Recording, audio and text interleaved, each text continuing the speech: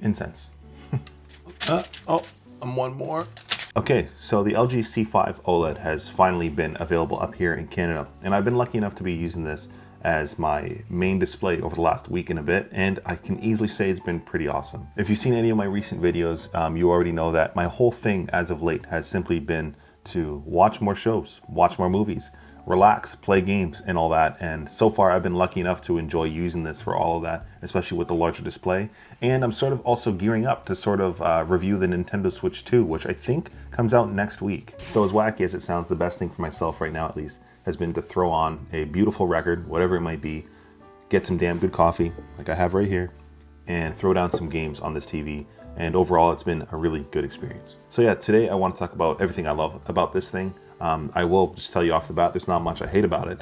As well, this is going to be my super non-technical review of the LG C5 OLED from a super tired gamer dad. Now, I do also want to give a huge thanks to Anker for sponsoring a portion of today's video, but more on them in a bit. Now, if you've ever heard about the LG C whatever series of the TVs between all the iterations they've come out, you might already know that they're considered one of the best available, plain and simple. And I will say it is for good reason. I think it's because it's such a solid all-arounder. It just fits into a lot of scenarios. Again, I'm using it in a desk setup, which isn't particularly the normal area somebody might use a TV.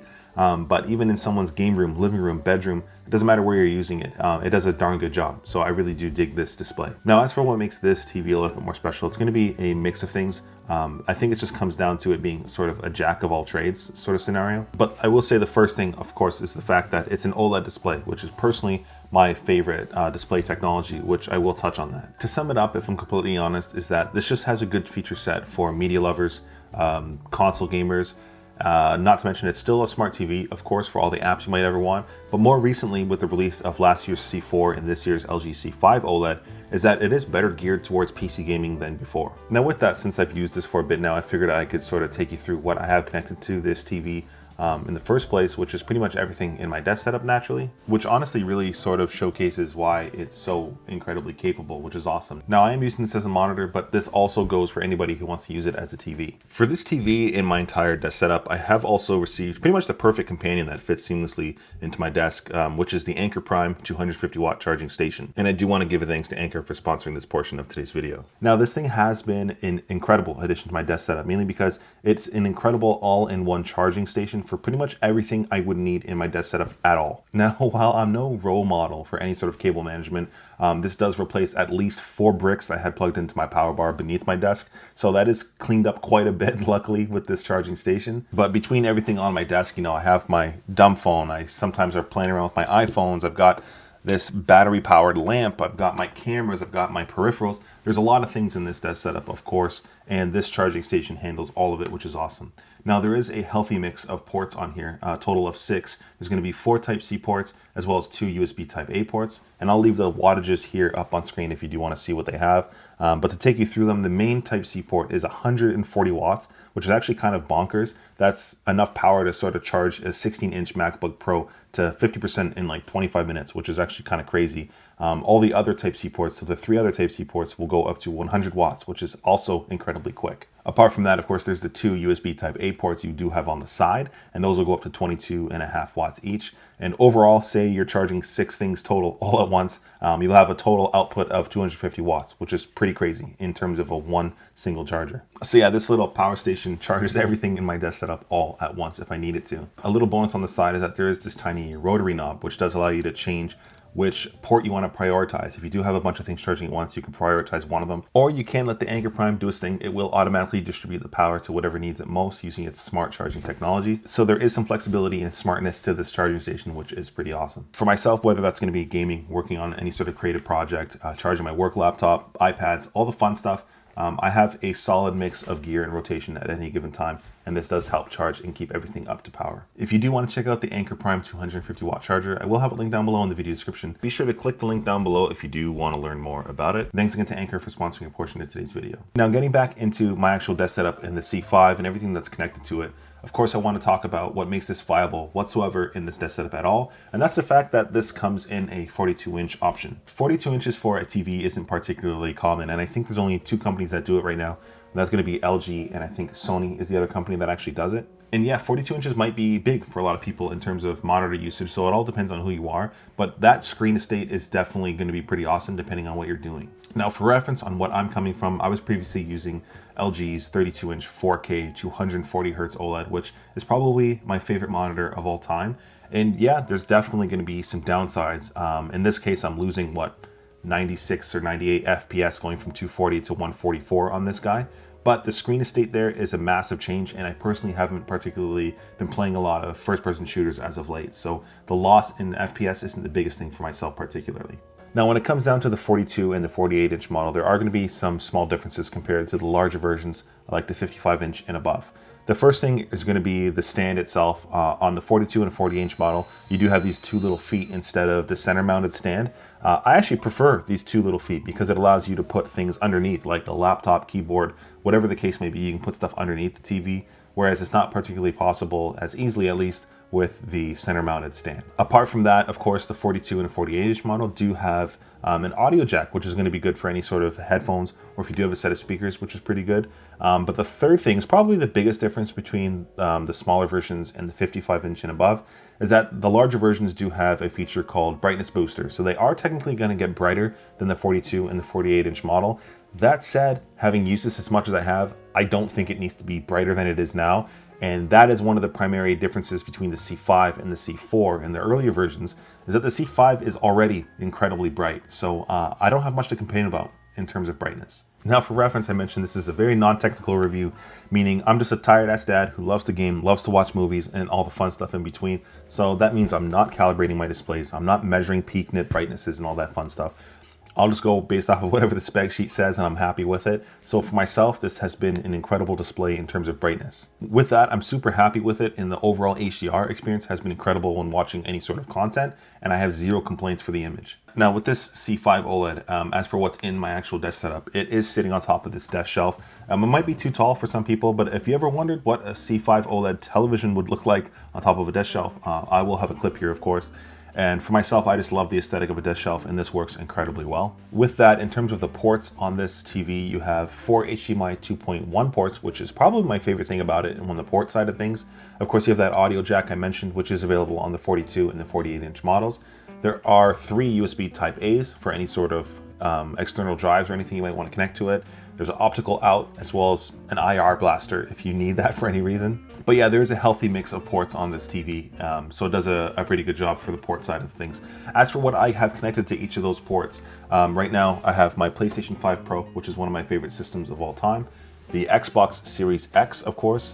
My RTX 4090 PC is mounted beneath this desk. Of course, that's going through the HDMI 2.1 port as well. And then I do have a dock for either my work laptop or my MacBook Air, which is what allows me to connect this using a Type-C cable through the HDMI 2.1 port. Now, I'm sure a lot of people already know what an OLED display is, but in case you don't, quickly, pretty much what an OLED display is it can turn off individual pixels completely, which actually give you a true black.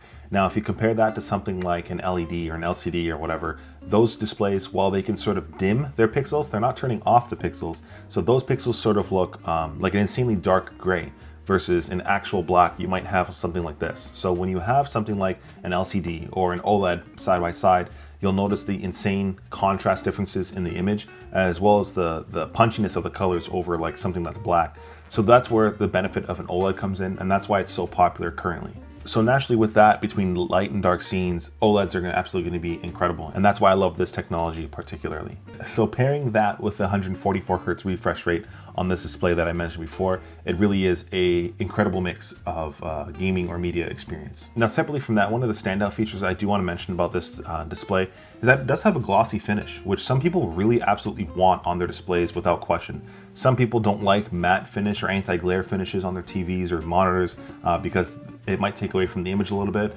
While I'm personally indifferent, I don't particularly care whether it's anti-glare or glossy. I just want the image to look good, and it always sort of does anyways. But there are going to be some reflections that are going to be noticeable on a display like this since it is glossy. Now for myself, of course, I've got these lamps all over the place, and I have a monitor screen bar, although this doesn't really blast the screen anyways.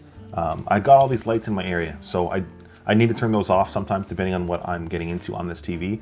Other than that, I can control all my lighting down here, so it's not particularly the biggest issue for myself. With that, of course, this TV gets incredibly bright, so even though it is glossy, it does handle reflections decently well. But again, it is going to depending on those light sources. So something to be mindful of. And I will mention again, since the 55-inch model and above do get brighter, it'll obviously handle reflections even better than the 42 and the 48-inch models. Now, when it comes down to watching media and stuff on here, over the last year and a half, I've gotten into anime for the first time, which has been absolutely awesome. Mainly because of viewer recommendations, actually, which is the funny part.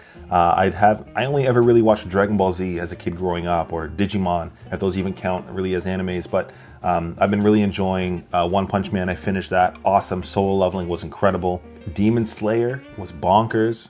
So if you guys have any other recommendations, please actually truly let me know down in the comment section. I'm trying to figure out what I'm watching next. But yeah, watching particularly movies and anime on here, the HDR profiles are awesome. Again, as much as a normie as I am, I can definitely appreciate how the HDR functions through this TV when it comes down to any sort of media content.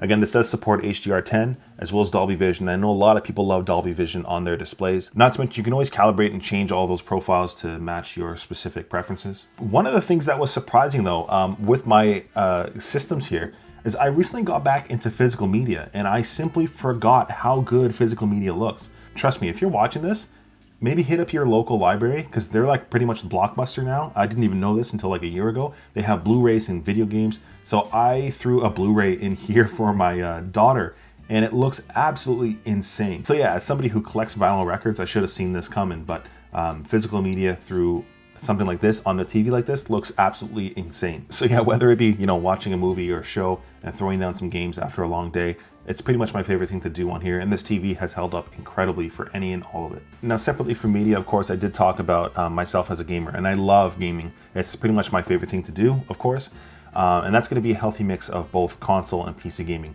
Now, the weird thing is people seem to, you know, butt heads over PC versus console or Xbox versus PlayStation. The weirdest flipping thing.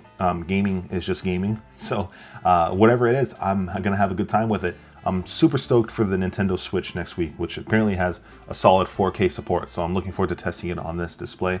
But yeah, recently I've been playing a solid mix of console and PC. A lot of World of Warcraft on this display, which has been better than I thought it was, if I'm completely honest. I figured that a larger size like this would be a bit of a pain for World of Warcraft. It's not. It was awesome.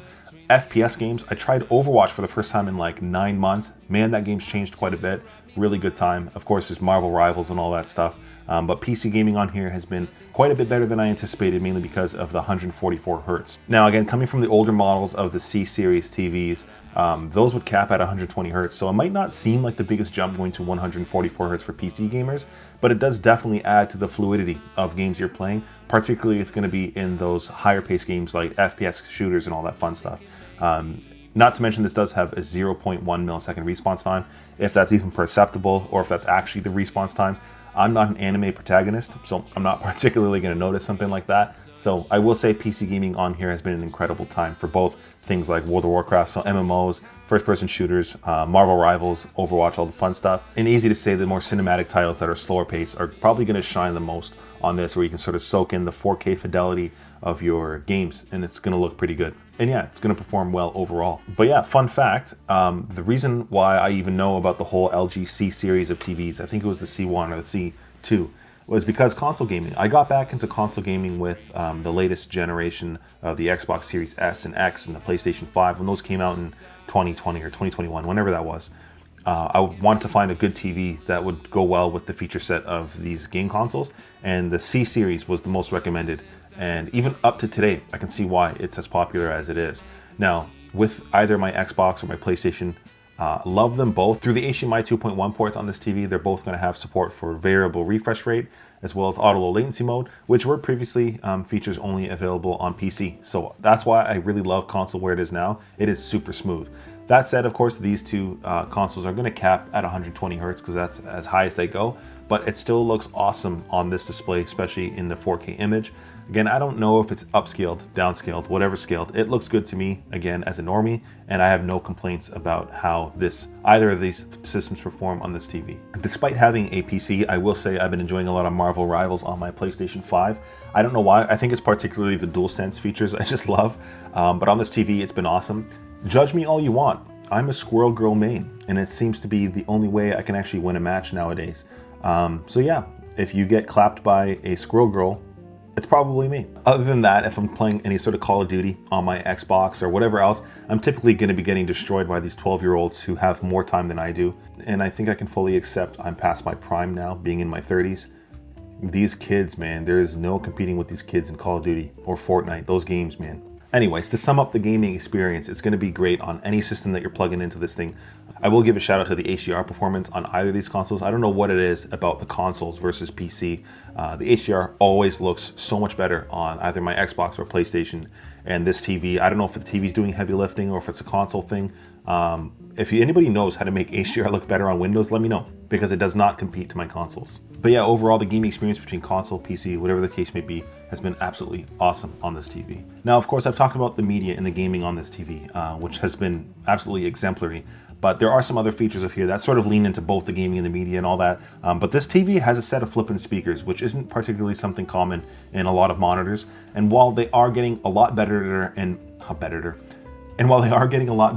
monitors nowadays, the speakers on a TV are just going to crush a monitor, to be completely honest. It could be the size of the display, the physics behind it, whatever the case may be. The speakers on here are absolutely awesome. So yeah, if that is going to be media, gaming, just vibing out, listening to music, it's going to be incredible through this TV set of speakers. Now, separately from that, of course, from the productivity standpoint, you're working with a lot of display, having a 42-inch size of the C5 particularly. And for myself, when it comes down to any sort of creative work, editing videos through my MacBook, or sometimes I have my Mac Studio in this setup, it works incredibly well. Again, I'm working with HDR. It gets incredibly bright. The color reproduction is excellent on here. Not that I, again, calibrate my displays. I haven't had any issues at all. So I am going to get full 120 or 144 hertz, depending on what system I have connected to this. And editing on here has been great because of the size of this thing. My entire timeline pretty much fits on here if I needed to. So from a creative or productive standpoint, it's done incredibly well. With that, I will say, I know a lot of people are sensitive to text fringing and all that. I personally have never really had an issue with text on OLEDs, and I haven't really noticed anything on here. I will say my Mac does look cleaner than my Windows PC on this for some reason with text. Just something to be mindful of, but I don't particularly have any issues with the text overall. I will have a screenshot or a photo here of the text in case you were wondering. Now, separate from that, just quickly at least, this thing's still a flipping TV. So of course you do have the remote.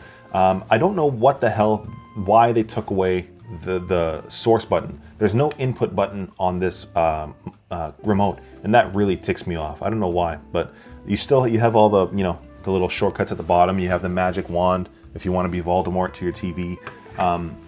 But it's still a TV, of course. It's going to have all the apps you could ever want. Netflix, Disney+, Prime, Apple TV. It's all going to be there if you do want to use this as a TV. Personally, I just lean into my Xbox, my PlayStation when I'm watching any sort of media or music. Otherwise, of course, my PC and stuff, I can use that for media. But if you are using this from a TV standpoint, it has all the apps you could ever want. And you still do have the remote, of course, that comes with it. With that, the user interface is going to be clean, of course. It's not much to it. Luckily, LG now allows you to remove all the ads on the homepage, which drove me nuts before. I don't really like my TV being a billboard. So yeah, you can turn those ads off now, which is pretty awesome. Beyond that, the overall actual TV experience has been excellent. Now, with everything I've talked about, the display is absolutely sexy. It's an OLED display, fast refresh rate. It's awesome for media, for gaming, for creation work. Who's this for, and is there a catch? Now, if I really think about it, there's only one catch with this display. And the main downside of this thing is that the LG C4 still exists. And that's the only thing I can really think of. Now, I'm overly positive about this display because it really does tick so many boxes for so many people. But the LG C4, you can probably find it for a hell of a lot cheaper. And the only difference between this, the C5 and the C4, is that the C5 is a little bit brighter. Whether or not that makes a difference to you, it's going to be up to your space and whether or not you can control the lighting, or if it makes that big a difference in the first place. Since last year's model is really good as well, there's a lot of liquidation sales on stock right now. So you can get it a heck of a lot cheaper than the C5. And that's what I find to be the main catch with this thing, is that unless you really truly want the brighter display, I don't see a reason not to get the C4. Now again, I seemed a little overly positive about this TV. I'm not sponsored by LG. I bought this thing with my own money. It's just an awesome TV. I really dig it. And it still kicks absolute butt for anything you might need it for. But yeah, whether this is in your living room, game room, desk setup like myself, I think you'll dig it. But yeah, let me know what you guys think about this TV and how you particularly use it. And again, thank you to Anker for sponsoring a portion of today's video. Be sure to check out the Anker Prime 250 watt charger below. Thanks for watching till the end. Till next time.